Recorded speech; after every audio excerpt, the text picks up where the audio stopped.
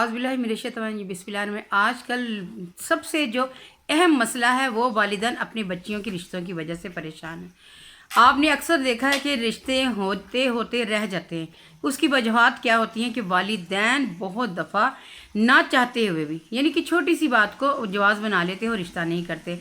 अगर रिश्ता नहीं आ रहा, वालिदैन परेशान है, तो आपने क्या करना है कि सूरह यासीन की सूरत सलामुन कौलुम मिर रब्बिर रहीम बाद नमाज इशा अव्वल व आखिर दुरूशी के साथ 313 मरतबा पढ़ें। यकीन जाने 11 दिन आप ये वजीफ़ा करेंगे तो आपके लिए अल्लाह ताला बेहतरीन सवाब बनाएगा और बेहतरीन जगह से आपको रिश्ते आएंगे और रिश्ता हो जाएगा।